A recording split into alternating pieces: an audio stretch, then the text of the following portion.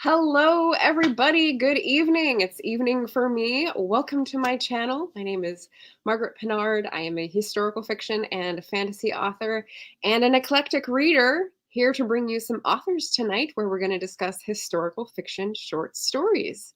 So I'm going to pop them on in a moment, but I just want to tell you, in case you don't know, so that I can't be said not to have done my homework, I just had a book come out. It's called Fabled Passages, and you can get it in the chat at the link that I've put in there. It's historical short stories that are mixed with fantasy and the supernatural. So hopefully that's a good pick for the season.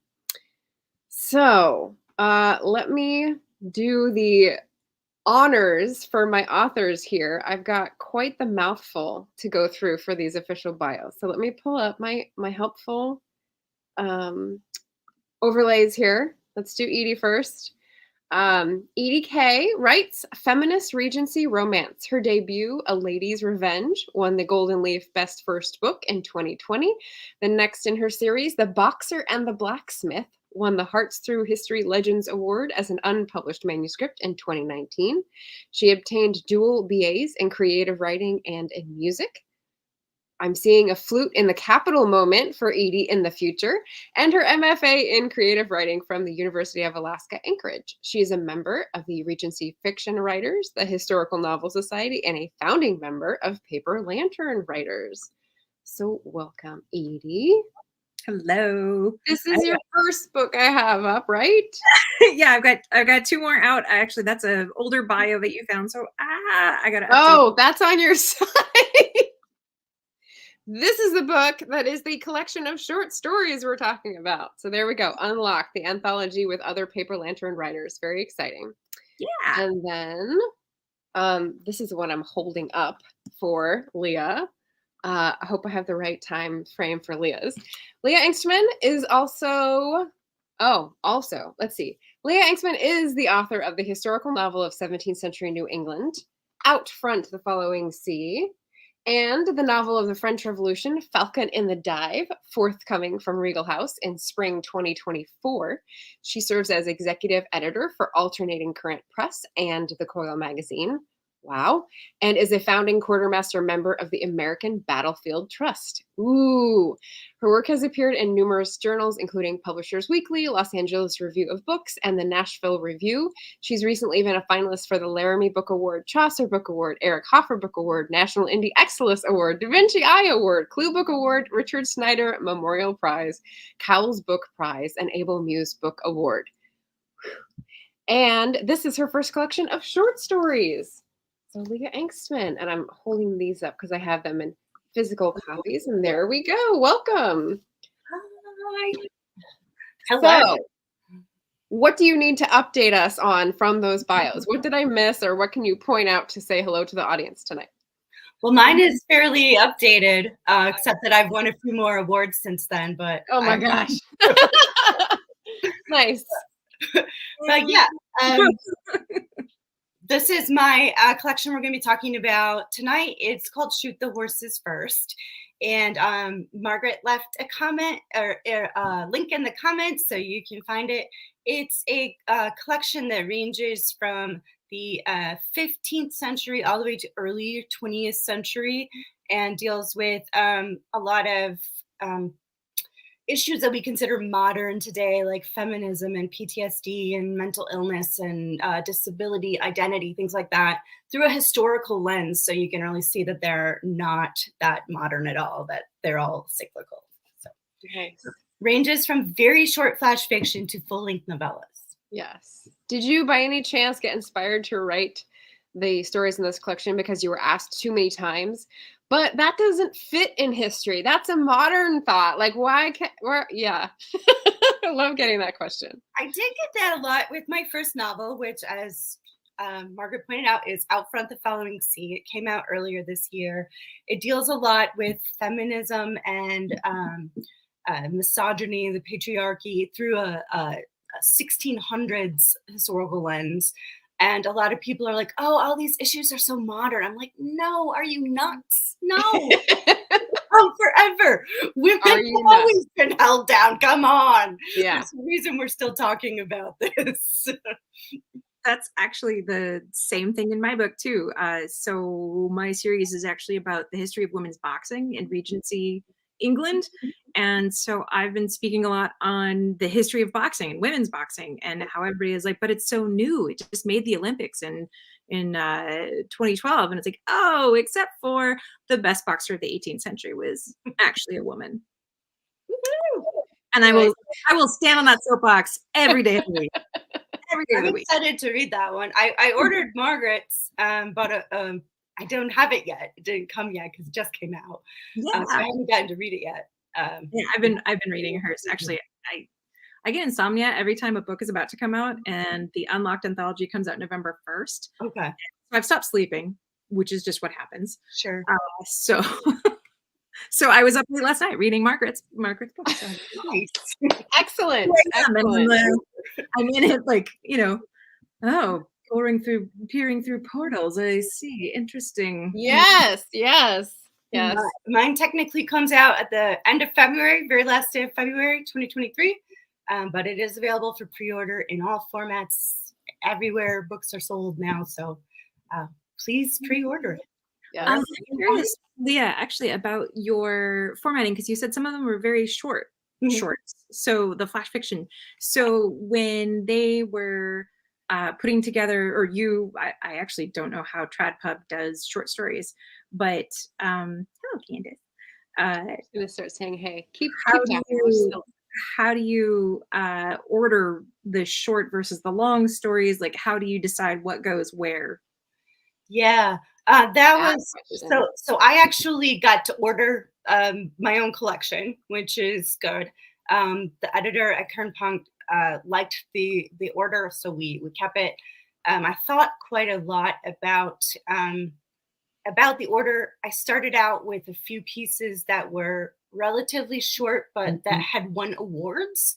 So you could like really get an idea of what the book was going to be about, but you could just get it in some small pieces first. And then I hit you with the novella, which is a huge chunk of the book and just my favorite thing that I've ever written. So hopefully that gets you hooked enough. And the other thing is I tried to balance out the time periods since mine has several different time periods in it. I didn't squeeze all of the same type together. There's a couple like Westerny ones. There's a couple colonial ones, and I tried to space them out so that you don't get all of one thing all together. And then I put some of the very short pieces in between the longer pieces so you could take a breath. And what's interesting, so what we have here is TradPub, Indie Pub, and a mix of single author and anthology. Anthology. There we go. So we've got like a cross section of interesting different combinations, and I thought that would be fun to play with. But yeah, the sequencing thing was a big one. I got asked that. I didn't know when I approached it what the philosophy was, what the shoulds were, and did some Googling, did some Book Riot and sort of people writing articles based on their own work being put out and what they brought to the table in terms of ordering and sequencing. And I liked the idea of tent poles. Like you want something big at the beginning, you want a great finish, and you sort of have to have like you're really confident in that work. And then the sort of experimental or shorter or odd or like maybe pushes the envelope in a different way in between that is probably for more particular readers. That was my idea of balance. So I had a couple of older pieces. My collection actually spans 11 years. It's everything that I've written up to this point, other than my novels. And I put a couple of the older pieces that I still liked, but I wasn't as attached to the writing anymore, kind of in that like third quarter of the book, right before I end it with like a bang with some that I really liked. So. I want to ask why the woman got a bullet to the face, because that was a mystery to me. Is that one of the older ones? Oh, spoiler alert. There's any number of bullets and any number of women, so it's not a spoiler, and you'll be titillated until February when you get the book. So don't worry. So the interesting thing about that piece and a couple of the pieces in there is that was written for a theme and the theme was revenge. Oh. And so I had like a word count and had to follow like a formula, and I just ended up really loving the piece, just because it just to try to get something unexpected in Flash is Mhm. hard. To try to get like a twist in Yeah, Flash yeah. is very hard. So Yeah. I tried with that one, and I felt it was at least semi-successful. Very surprising. So theme. Okay, so that is something that Edie can talk to a little bit about on the anthology. That's more like a prompt because you all decided on it. How did that come about?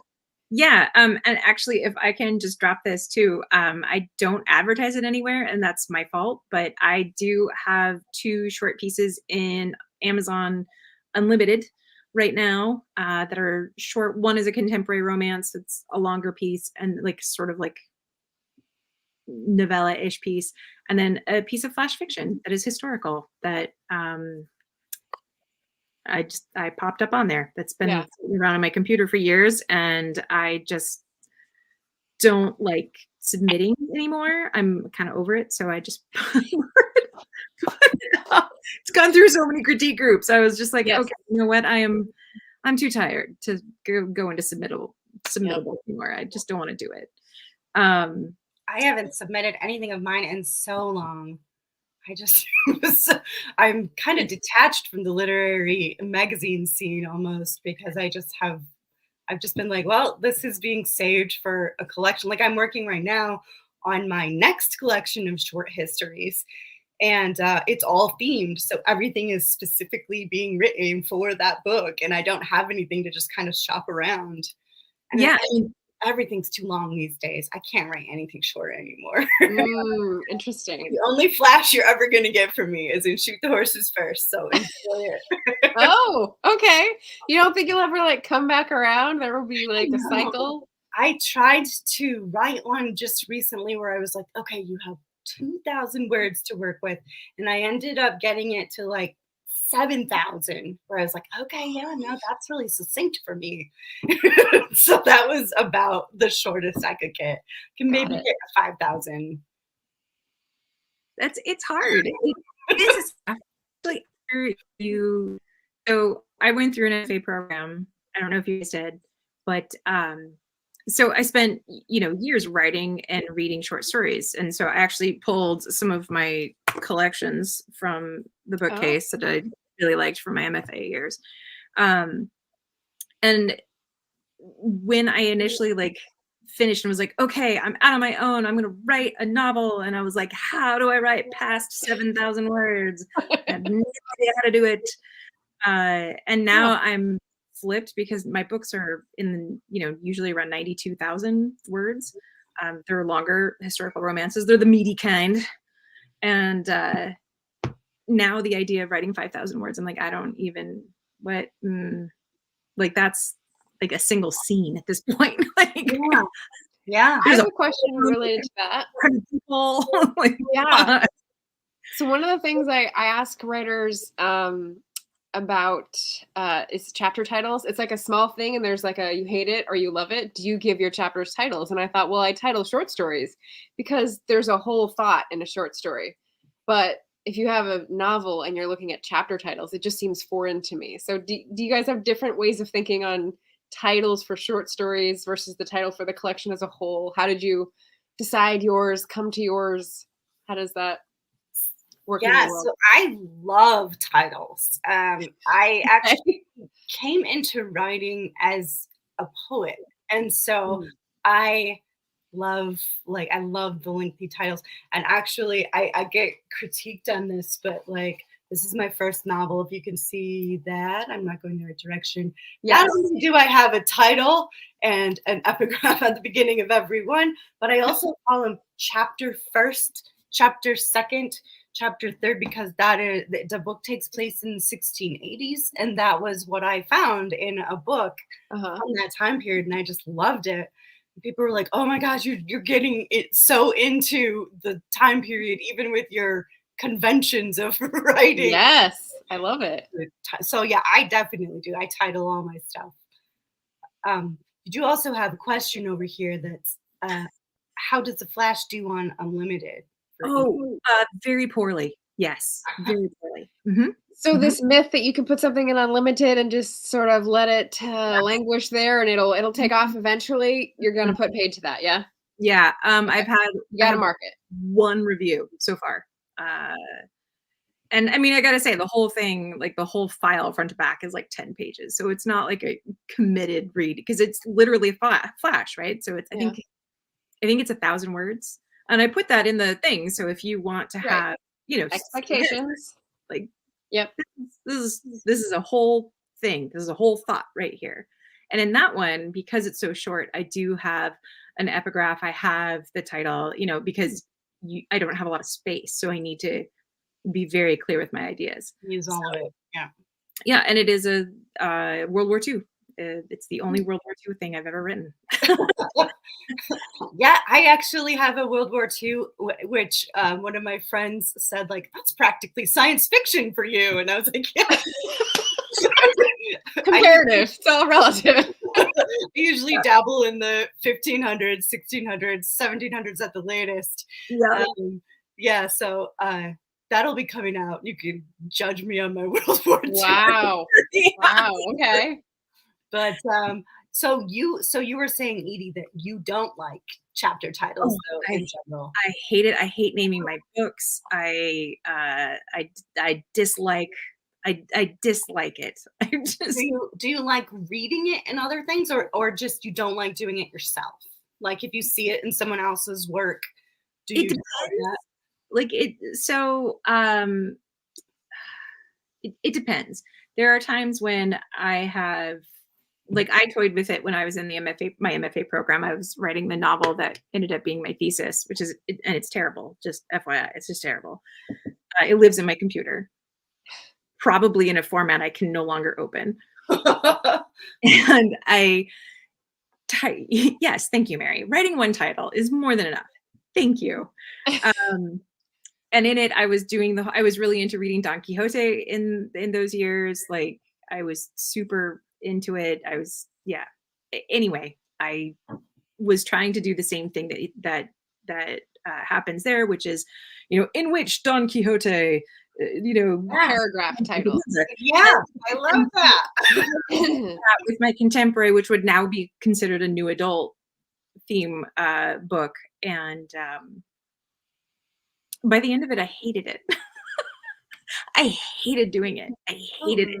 So much of what I read is like that. A lot of the I read a whole bunch of old documents and scholarly stuff and old academic papers from whatever 1800s. They're all like that. They have these lengthy titles. Being the account of the blah blah blah. And yes. So that is kind of tapped into what I think about a title from a very early age, from doing a lot of historical research and stuff like that. So I love it. Yeah. It depends on how I find it, because if it's in a historical aspect, I don't mind at all. But when it's sort of like winky face, this is contemporary, like then I'm just like, oh, you're just being pretentious. Like we all get it. You read Don Quixote, fabulous. Like let's move on. Well, you did better than I did. I couldn't even get through it. I gave up. I've read it like 4 times. It's not. Oh man. Yeah. And like the false Quixote, and I read it all. I was into it.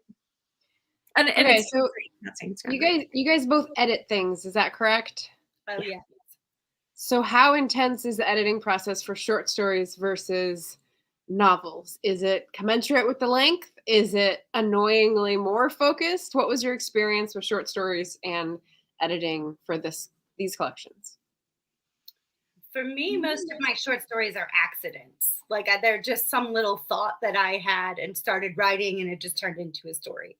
So they tend to be easier for me. I think the hard thing is deciding what not to put in them. Because, when you have a novel, you're like, oh, I have plenty of space. I can elaborate on this. I can really dive into this. And then if you have flash fiction and you've got only a few hundred words, what are you going to leave out? That's the biggest thing. And so you get to focus on very tiny details that have to be important. So in that aspect, like finding that one detail that's the most important or something like that is a little bit harder than just being able to like go off on a novel on whatever you want to describe. Right. I think that editing short stories is harder. I don't know about the time commitment, but because, so here we go. Are you ready? Here is your free MFA. No, you don't even have to go. Yeah.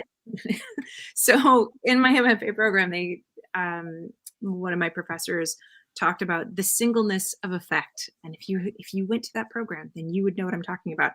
So his whole jam was the singleness of effect. So you have your external arc, you have your internal arc, and when they cross, which should be at your denouement, then that is where you need to start producing the singleness of effect, where your internal arc and your external arc must have some sort of crossover to create the feeling that the reader is left with at the very last word. Oh, okay. So you need to be able to. That's very neat. Yeah. So even if you are talking about, Disneyland for your external, but your internal is my dad died, you need to have something that crosses those two arcs, that when you are ended, that you have that emotional reaction at the very last sentence to say, oh, whether that is I'm so happy, or I'm so sad, or I'm so conflicted, but it doesn't matter. But as long as you have The vibes. the vibe. It's a Ziva, yeah. Or if if you want to be erudite about it, the singleness of effect. There you go. That's quite the phrase. Yeah. Yeah. No, and it is 20 years later and I am still spouting it. So there you go. Nice. So for me, editing, so our collection is a little different, Unlocked, because so we have 8 different writers, 7 centuries, all around the world. The thing that is connecting them is this one object, and it's a chest. So we actually drew from an actual piece. Yes. Which is kind of cool. And it's kind of cool. I think it's really cool, actually. What am I saying? And each person, all they had to do is just to have it in the story, just someplace. It doesn't matter where or how it fits in. So we actually start the collection in the 1970s in Berkeley with a tarot card reader. And there's like a tiny smidgen of a hint reference to my story, which is kind of fun. I missed it. Okay. It's a very. I read yours first, and then I went back. So you would think I would pick up. Okay, well now I got to read it again. Do you want to have the hint, or do you? Sure. It's the name of the antique store that she finds the chest in. The Happy Heart is something in yours? Oh, okay. No, Happy Heart, because the Happy Heart is her tarot card reading business. Oh gosh. Okay, yeah. Days separated that. So no. Runaway line. But yeah, so it's great. So it starts in the 1970s. There's water skiing. There's tarot cards. It's Berkeley. Like, it's bananas. I love it. And then we go back a little further. And the other great thing about having it from a whole bunch of different authors who write different aspects of historical fiction is that then you get to Anna's World War II era spy thriller story. Cutthroat. Yeah. Spoiler alert, somebody dies. And can I give that spoiler alert for every one of my stories? Yes. And then we go back in time a little bit further and a little bit further and a little bit further. So we have American Civil War. We have Gilded Age in Portland, or Oregon. Yeah. We have, I was like, oh, somebody here might think I'm talking about Portland, Maine. I'm not. That's what came to my mind. No, Oregon. I'm all focused on the East Coast all the time. So I'm like, ooh, Portland. Yeah. Last time it would have been called Falmouth. Multnomah Hotel in the first line gives it away. So And then we do Civil War, which also has a lot of Underground Railroad stuff happening, which is super cool. I'm saying that's not quite it, but I'm saying it poorly. Spy stuff. Yeah. Say that stuff. And then there's mine, which is Regency and Orphans. Regency Orphans. And then we And have romance. with romance. There's romance, and actually goes Genderqueer. yes. Yeah, mine is the queer story. The overtly queer story. So it's actually from my third book, which just came out in March of this year. And so Agnes, this is Lady Agnes here. So she is in the short story, as is her partner, who is non-binary, Jack. And so they are sort of the background characters that kind of help and support. It takes place a few years after the book, A Lady's Finder. So they are established, they are together, they're just doing their thing, helping out other people. Nice. So yeah, and then we go back further. We have 17th century Amsterdam. We have 15th century Jersey Island in the English Channel. And then we end the story with the winter solstice in medieval Ireland. So it is a journey back in time. So, and the chest, you just follow it and you're like, oh, there it is. Oh, there it is. And it's just kind of delightful. And they've got a very different feel. So when I was sort of thinking about questions to ask about content that wasn't spoilery, I was like, what words would you use to describe these collections? Because if I'm going to picture one character, like the character in Unlocked is like a person with a bosom wearing soft woolens with their hands folded together demurely, right? With like shenanigans on their face. And Leah's character is like a man with a mustache and like a glint in his eye that like he's going to pull up a gun. Like there's very different vibes.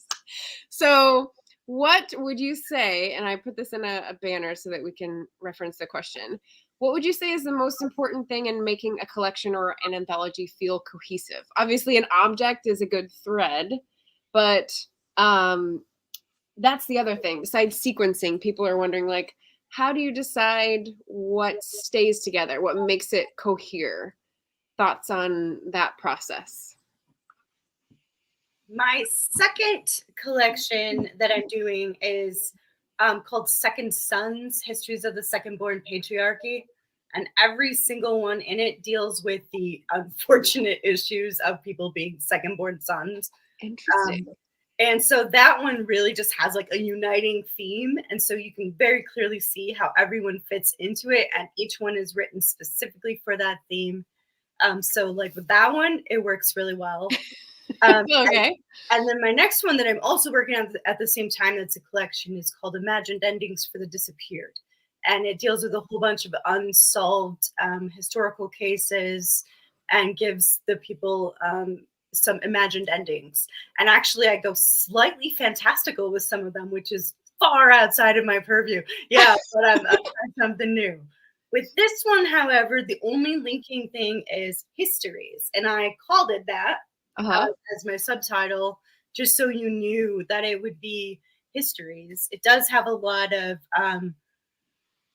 kind of social themes, but also has a lot of randomness, and it goes from like very heavy and feminist and sad to funny and cheeky, so and my favorite one to read out loud is an extremely cheeky one, and so it has a different feel from start to finish.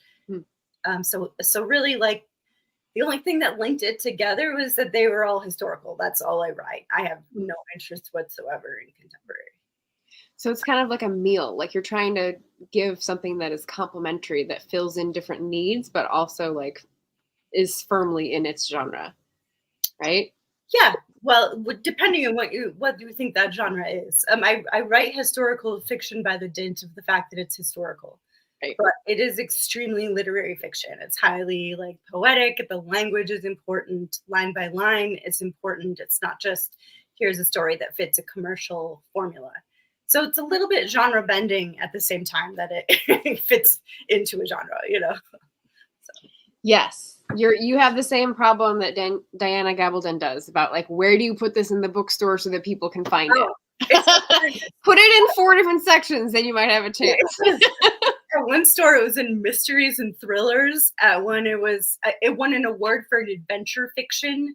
And which doesn't usually get its own section, so that's kind of not fair. Like, where are you supposed to put that? Historical fiction, literary fiction. It's been called women's fiction, and it's been called historical romance. And I'm just like, if you picked that up thinking it was women's fiction, you were gonna cry your eyes out. Yeah. I'm not ready for what comes. Yeah, you might be clutching pearls at some point. Yeah. Yeah. So, but I prefer to break those genres. I kind of am involved in the world of literary fiction as an editor with Alternating Current. That's a lot of what we publish, and I publish Footnote, which is a literary journal of history that ends up taking like a lot of very non-scholarly poetic views on history and like linking them together, you know. So it makes sense for my stuff, and that's what I read too. It makes sense for my stuff to be highly literary. Nice. Maybe. I mean, yeah. I'm assuming the founding members got like an editorial board kind of talk. You said in the Paper Lantern talk, you said that you edited each other's, sort of beta read and like gave feedback. But I'm assuming to start out there was some sort of like editorial, how do we want the feel, the length, and all that kind of stuff. But was there a direct question about how it's going to be cohesive? I mean, that was really the first question, and one of our members, Mary, who is probably here still, she was a part of a different group of people writing an anthology that all had, I think, a cat that mysteriously like would time travel, basically. Aww. So they were all, this one cat would just like, it was like hundreds of years later, and this one cat is just hanging out, which is really cool. And so we kind of thought, well, I mean, that's a way to get a group of people together who write very disparate things. Right. You can only have 9 stories for 9 of his lives. There you go. 8, 8, 16. Sorry, 8, 8, 16. Yeah, there we go. So that was kind of how we did that. Because I have editorial experience, as does Mary. We were the ones who took over the final portion of editing. So we did a round robin editing where, you know, we gave ourselves deadlines of, okay, it has to be done, you know, your draft has to be done by this date. And then these 2 people will read your story, give you edits, and then you have a month to do the edits. Then, same setting and location too. Yeah, cat was in the pub. That's what it was. That's adorable. I can't remember what I did yesterday, so the fact that I remember there was a cat, I feel like I should like prompt. And so then you had a month to do your edits. Then another 2 people would read the story because they hadn't read it yet, right? Because you could always round robin it. And then the last round, Mary did her rounds of edits, and then I did this, like, just basically a second check over. And one thing, I'm gonna embarrass Mary probably right now. I can even just hear her chuckling in her own computer right now. So Mary and I have different thoughts about commas.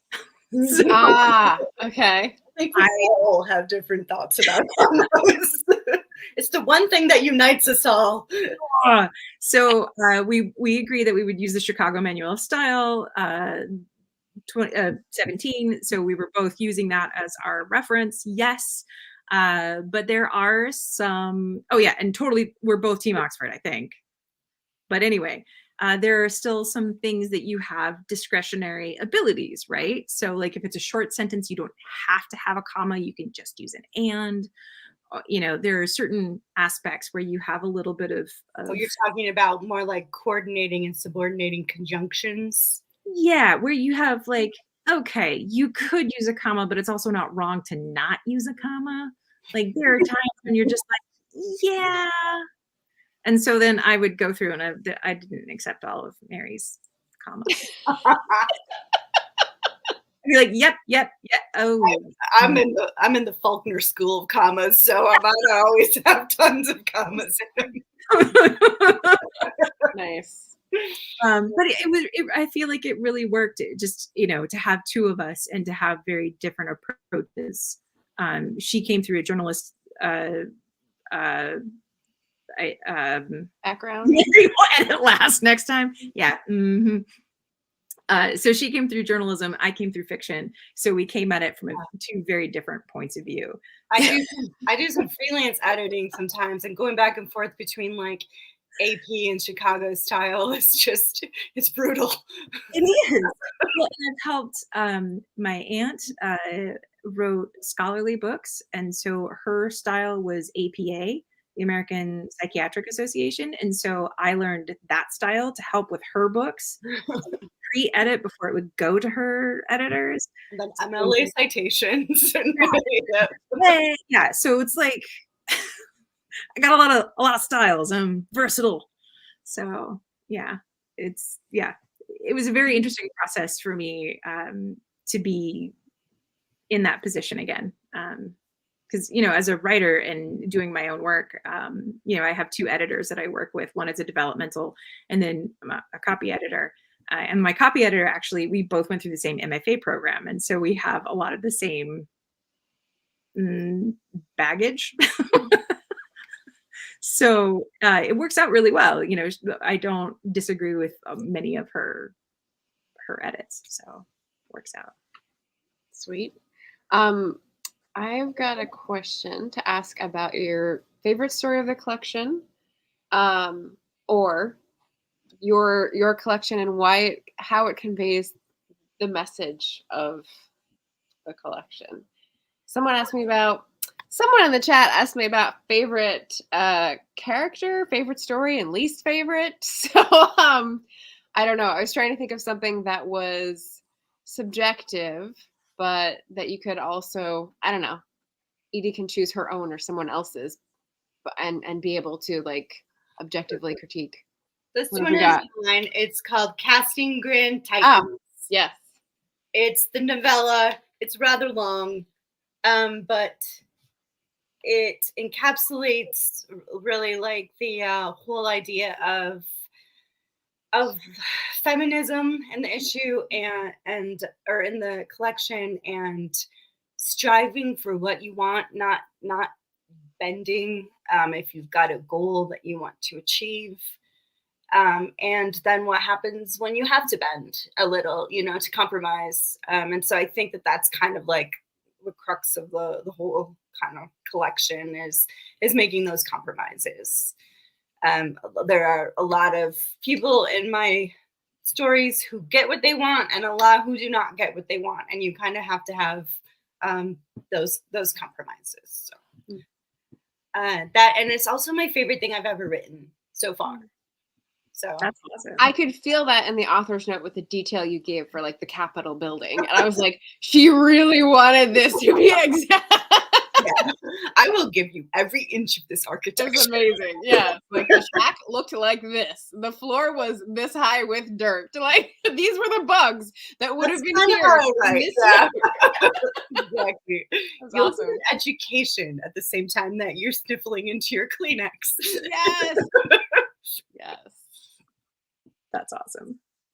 I actually have two favorite scenes, if that makes any sense, out of the anthology. So one of them actually is the first story. Three technically. So one is the first story, Catherine's, because I love any story water skiing. Like if you can just be like, hey, we're downtown Berkeley and now we're water skiing. That seems like the most period appropriate thing that I could think of for the 1970s. Like, of course you're water skiing. Like, yeah, okay. So that is one of my favorite moments. In my story, my favorite moment is when it is revealed one of Jack's sources. So Jack About Town from Lady's Binder, that he finds things. That's the whole point of the title. I'm not good at titles. And I find things. I'm a finder. Come on. So he in this short story, you get a reveal of how he goes. One of the ways he goes about doing this, essentially, a Regency era pawn shop, and the fact that he calls him the Dutchman. So he's like, I'm going to go visit the Dutchman. It's fine. I got it. And the Dutchman is not Dutch. And so, and just that, like, just the whole exchange with the Dutchman. And it's just my favorite because I love these, like, the real aspects of history are more engaging to me. I mean, obviously I write Regency historical romance. So there are certain categories I have to hit, for the genre. Like, we have to have some pretty dresses, and we have to have a ball, and there's someone who's got a lord in front of his name. And yes, okay, true. But my favorite, Also, yes, but also, You're gonna like my Regency stories. yeah. How about those drag queens? And those are that's my favorite part. And so the idea of the Dutchman, and if anybody has heard about mudlarking, so during that time period, people would go out into the Thames after the tide went out, and they would go into the mud and pick up all the things that got dropped off of the boats that, so, I mean, mudlarkers have to sell the things somewhere, right? And so this is basically a pawn shop for that sort of thing. These things that fall off of a ship. So that's one of my favorite things. And then my third favorite scene, I know it's a lot, Rebecca de Harlan's story, The Shell, I really enjoyed, because where and this is always how I've written, I'm always like, flash, bang, bright red, like, well, this is happening, there's violence, wah! And Rebecca her book as well is a very measured tone. It's a very measured pace. The Shell is also very measured, which seems to really fit because it's a married woman, an older, woman with grown children in Amsterdam in, I think, 1674. So it should be measured. And so the way she writes it in this very stately pace, and she even talks about having been a watercolorist for map making and how to get the exact shade of, like, apricot, basically, for this shell, like this discussion. And it's just lovely. Yeah. Rebecca's work is very gentle. That is probably the best way to put it. And I've always been so envious of people who are really able to put that gentleness into words, because I can't. So yeah, you got the other end of the spectrum covered. Okay, so how about this question? What, if anything, about writing shorter fiction over a long period of time or over a specific recent piece of time? What did it make you notice about your own writing that was a new discovery? Anything that pops up about that? Leaving aside commas for the time being. I think for me, it might be that I have gotten a little lazy in my characterizations, knowing that I can, in a novel, add some here, add some here, add some here. It's like those little sprinkles. So you never have an info dump on a person. So their character is constantly being revealed and constantly shifting and changing as the novel goes through. Whereas in a short story, as Leah pointed out earlier, you have to be on it. You have to give, the one sentence description that is going to hone that person as a character to your reader. And basically, because I'm writing a connected series of 5 books and I'm on book 3 is out, book 4 is coming up, like, it's just really long work. So do you have to keep like a Bible, like a character Bible? Is it digital or is it physical? It's digital. Okay. It's digital. And especially because so book 4 is the end of the contemporary story. And then book 5 is actually basically like a prequel. So it's the parents' generation. So you have a bunch of questions that you didn't know you were asking yourself until you get you start reading it and you're like, oh yeah, what did happen with that? That's what I'm doing. I had a trilogy, and now I'm going back to write the prequel as a novella. Ha! Wow. I'm actually working on my first trilogy. I never thought I would write a sequel for anything, but Why? because people think they really want sequels, but I feel like if they read a sequel, like everyone wants me to write a sequel to Outfront Following Sea. Like, I need to know what happens. I'm like, yeah, you don't really need to know. You can make it up. But I feel like, then if I told you what happens next, you would be disappointed, Yeah. And like, people love the idea of existing in this world and they never want it to end. And I totally get that. But I feel like sometimes you do want it to end and you just didn't know that about yourself, But, Yeah. I'm writing a trilogy that is an alternative history of the War of 1812, which is wholly ambitious because nobody even really knows what happened for real in the War of 1812. And so now I'm telling you what didn't happen in the War of 1812. So, but it's going to be a trilogy, and I'm going to have to, for the first time, do that the character Bible, and I'm not looking forward to it. There was pick your brain, Edie, about it. well, I've got a name for you. Actually, she did mine. I paid someone to do it because I tried to do it and I was like, I hate everything and my time is more valuable to me than this. Oh, that's a good. All right, good tip. I was like, I am willing to spend on this one. I Good to know that is allowed. Yes, I didn't. Yeah. I have never heard of someone else doing that for. well then I'm just Hard to her. do. Somebody who will do everything for you if you pay them. But yeah, Her name is Claire Milto. Claire Claire, and Milto is Milto. I don't have her contact info off the top of my head, but you could probably Google her. It doesn't sound like a common name, so yeah. Yeah, and she does series Bibles, and she was lovely and very punctual, and it is, I use it because all it is searching, right? Like you're like, oh, what was the name of so and so's butler? Like, and especially when you have books that have so many upstairs, downstairs characters, you're like, what was the name of the housekeeper in the book one? There was a flashback, and so then there was this other one, and so it's all there. You just Google. You're like housekeeper, and then they all pop up, and you're like, oh yeah. I mean, it's in Scrivener for me, but Okay, so what about the nichiness of this? So this is something that I was talking about in advance of this talk because I don't think there are a lot of historical fiction short stories out there. And I should have said the other thing first. Erase that. So, Unlocked pre-release is already #1 bestseller in historical fiction short stories category. But I don't see a lot of those. And so like what do you think influences that? Why do you think there are so few? Or can you throw out names of people who are influences of yours that you particularly appreciate in that category?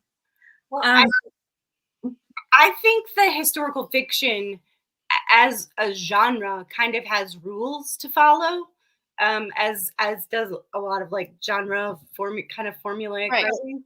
And so short stories aren't really kind of part of that rule. Like they don't really follow it as well. They don't give you enough time to follow it.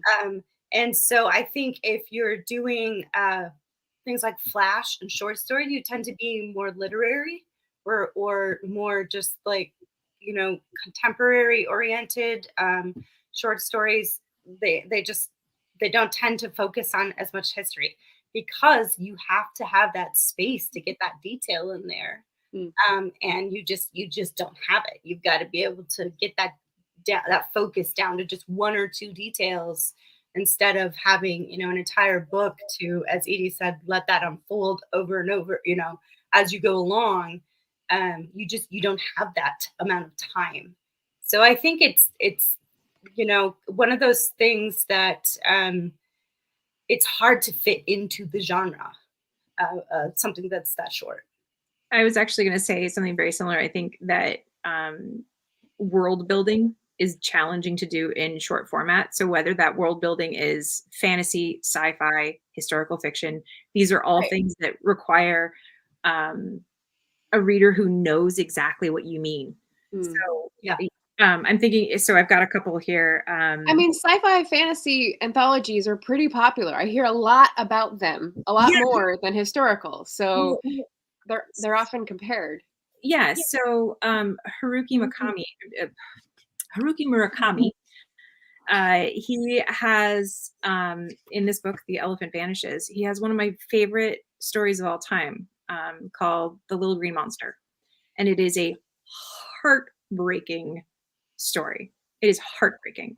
And it is about literally a little green monster that like shows up in this woman's backyard. But because the conceit of it is normal world monster, you know, it's not, it's, You don't have to It's explain what accepting you the wrote. normal world rules and Yeah. using that. Okay. it's more of a magical fiction, or magical fiction. Realism. Mhm. Yeah, thank you, magical realism. Scrambled brain still. I Yeah, do I have would say that or fabulism. Those are probably like the two genres I would put that in. so there are different rules, and the same thing if you're dealing with sci-fi and fantasy, you have these accepted aspects where you can be like, oh hey, we're in space, oh hey, this is a world with dragons, and there is a reader expectation that comes with that.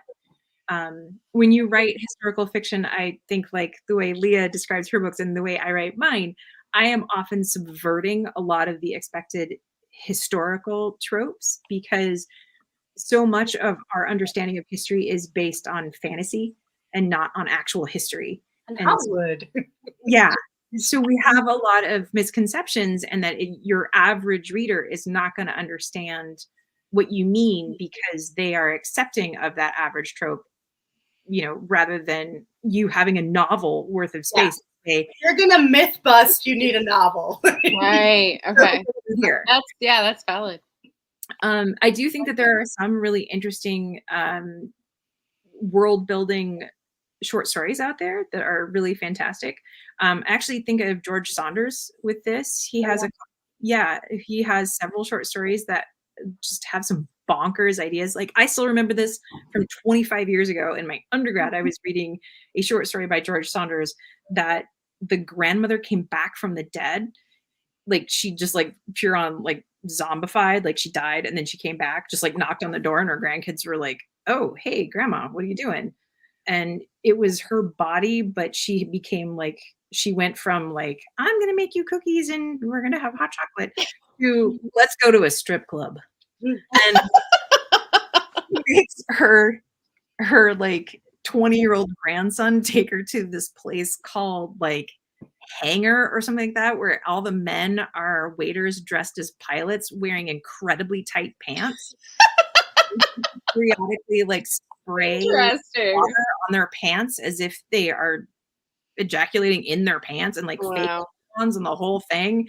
And like it is obviously over the top, right? Like this, I've never heard of a place like this in real life. But the conceit of it with this zombie grandma who is like all into it, you know, like I remember this 25 years later. I have no Right. reason to remember this, but it's Right. so focused and so well done that I, you know, like, yeah. Yeah. Okay. He's definitely a rare exception. He rates some really good ones. There are some there are a couple of historical short story writers. I like Ethan Rutherford and Andrea Barrett writes some cool stuff. You know, there are some out there, but their stuff is more listed as like literary, even though it has historical themes. It appeals far more to people who regularly read short stories, which are more literary fiction readers. Interesting. Than Okay. people who would read like a historical novel. Because I was thinking it was like ready made for historical fiction reader audience. Like, so if you go with the genre and then change the length, and you're like, those are the people, right? Because they'll be able to pick up threads of 19th century, 18th century, and like know what you're talking about. There is the difference of like the trope versus the reality, of course, and you know there is the Are they going to follow you into the different format? Yeah. There are those. So historical romance has a lot of anthologies that come out, especially around the holidays. I'm Right. actually writing a short story right now for next year's Oh, God. holiday season called At the Mistletoe Grand Assembly, because it is a charity ball that all of our characters are going to, and we'll all be interacting with each other. And I have a young boxer who is in the story, and it's a footman, and that they're having a little love story in it, and it's delightful, and I like it. Nice. And it is something that happens pretty regularly in the historical romance world, Right. and especially if you can get an anchor author like Tessa Dare or Eloisa James or Sarah McLean or one of those people. So it's just like elbowing your way into a space, right? It's like claiming some space on the shelf. Okay. Exactly. All right. But they're usually themed, and it's also a way that genre authors get that USA Today bestseller tag to their name, because they group together like that and get all of their readers across Right, all the audiences together. because you know that you're going to like each other's work, because literally takes place in the same world. Right. Do people ask you to do those anthologies because you have elbowed your way in? They kind of say, "Oh, I know a person," or do you still like submit to them in traditional ways? With this one, there was sort of just kind of a call in the Regency fiction writers, and then there was a little bit of a vetting process, but it was not a harsh one, I didn't think. And the other aspect of it was it's a very set time length. Like, so we have, I think, 13.5K, to write. That's all you get, no more. And you're expected to pitch in on some of the money because we are all as co-authors on this. It will also be distributed equally. There will be advertising. Like, everything is very well planned out. They had a PowerPoint of all of the historical details, so you had it going in before you even started writing. So you were like, "Oh, okay, I already know what the building looks like." Yay, organization. Yeah. So it's been really lovely so far. I'm very excited about it. We actually got the cover as well already, which is shocking to me, and it's a long way away. It's full of fall vibes, and I'm like, oh my God, you guys. Like, for you. We're still a year out. But it is nice though to have elbowed my way in, and especially as an indie author. I'm starting to get to the point where I'm getting invited to conferences. Like, people are approaching me to talk, as opposed to me always, seeing a conference call for talks and me elbowing my way and being like, "Hey, no, really, I'm interesting. Put me at the really quickest time slot you can." I cannot do talks. That's the one thing. I'm a writer. I'm not a presenter or a lecturer or a talker or speaker in any way. Like, people are always wanting me to give some kind of presentation, like, "Oh, on 1600s women" or something. I'm like, yeah, no. Whereas I'm like, people love it, and that's fantastic. I freeze up. I'm always like, what would I talk about? They're like, 1600s women. I just told you that, and I'm like, yeah, that's not a thing. That's not like a thing to talk about. Like, what do we talk about with them? You're setting into motion a whole thought process that I have not planned for, and decisions. And like, the other thing that I think is interesting is when people are always asking fiction writers to write nonfiction columns. They're like, "Oh, can you write an essay about your process?" I'm like, "No, I don't do nonfiction." You can. Some do. Some do it really well. So that's and some do, for sure. And I mean, and I used to do nonfiction back in the day, but like, I have no interest in that, and so I don't want to write a column. I don't want to be a teacher for a workshop class. And some people do, and I'm so jealous of that. I love Amy Matthews. Like, if I could be a keynote speaker, they won't be like too offended when I'm like, no, I don't think I can do that. As long as you're consistent. Okay, so we're rounding out the hour here, so I want to pull us back in. What we're going to close with is the singleness of effect of your work. What do you hope readers feel at that cross at the end? What do you want to leave them with on the final word, with your work? What do you hope the reader will carry home from your words, or the collective power of your words? I think that my collection has a lot of I hope that they learned something, but I think that my collection has a lot of hope in it. And I hope that even through the darkness of a lot of some of the stories, because I do write dark stories, they always have a thread of hope in them. And I always hope that the reader finds that and pulls it out and sees a little bit of the light. And that people did live through brutal times, but they found a way to find some light. That's what I always hope people see. Nice. I think of that word gumption, and especially in the context of The Holiday. Have you guys seen that movie with Kate Winslet? She has gumption. It's like 10, 12 years old. I love that moment. Yeah. She's so great in that. That's kind of what I see with the hope. Yeah, perfect. She's the only good part of that movie, though.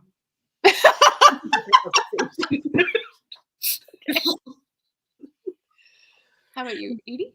I think so. The end of my stories are really about found family and about finding the place you belong, which is the same as the short story that I have in Unlocked. And I think the end of the whole sequence, that when you go back in time with all of our different characters, I hope that the ending feeling you end in bed, and I snuggled in on winter solstice night, and that I think is how we all want the readers to feel at the end of it, where you just feel held at the end of it. So that's what I'm hoping that people get out of it. It's a very cozy, loving kind of feeling. I hope. Yeah. Excellent. I think I got both of, like, when I envisioned the character for both of those angles, I think I matched up pretty well. So that's good to know.